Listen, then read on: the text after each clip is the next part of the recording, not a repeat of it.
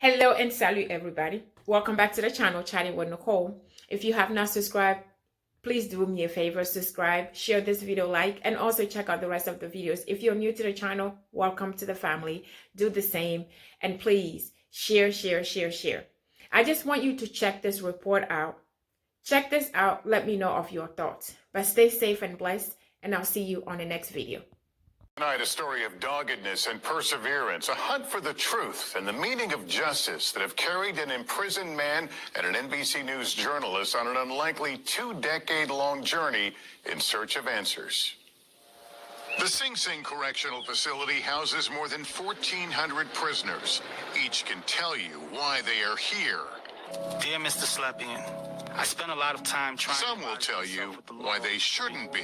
I know I don't belong here, but I am a firm believer that everything that happens to us in life is for a purpose. It was a single letter addressed to Dateline NBC producer Dan Slepian, sent by John Adrian J.J. Velasquez, who was serving a life sentence for the murder of a retired police officer, convicted solely on eyewitness testimony.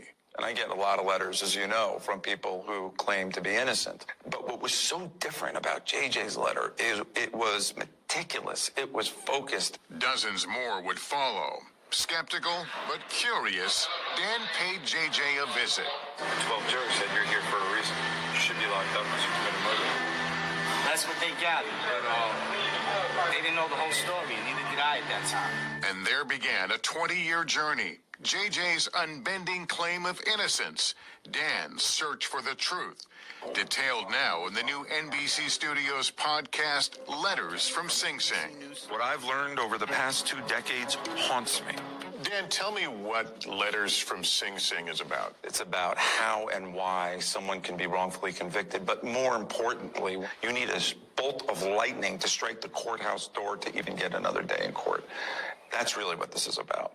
JJ gave Dan mountains of case documents and challenged him to prove him guilty. You know, I knew that he would unveil something that would look odd to him or something that actually proved that I'm innocent.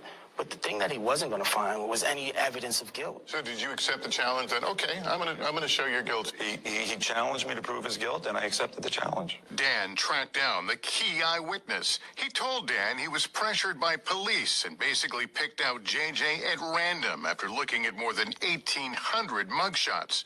I don't know if I really picked out the right person.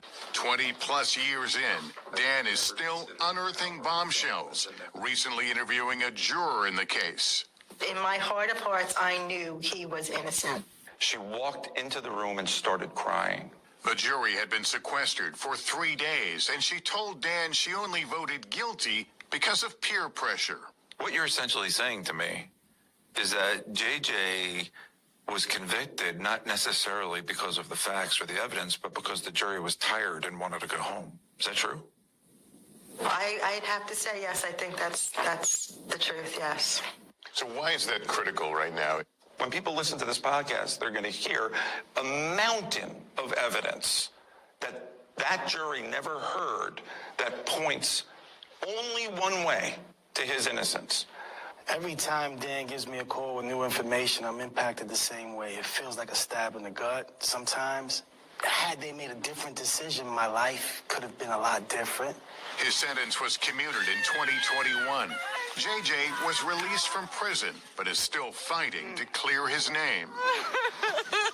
I was sentenced to 25 years to life for the crime that I didn't commit. And now I'm being sentenced to an additional term in society. At a White House forum last fall, JJ got something he didn't expect. You get an apology from the President of the United States. On behalf of all society, I apologize. It meant a lot to me because it meant recognition. Recognition that began with a single letter and a journalist willing to listen. I am not an advocate for JJ. I am an advocate for truth. Tonight, a spokesperson for the Manhattan DA's office tells us its post-conviction justice unit is conducting a reinvestigation of JJ Velasquez's case.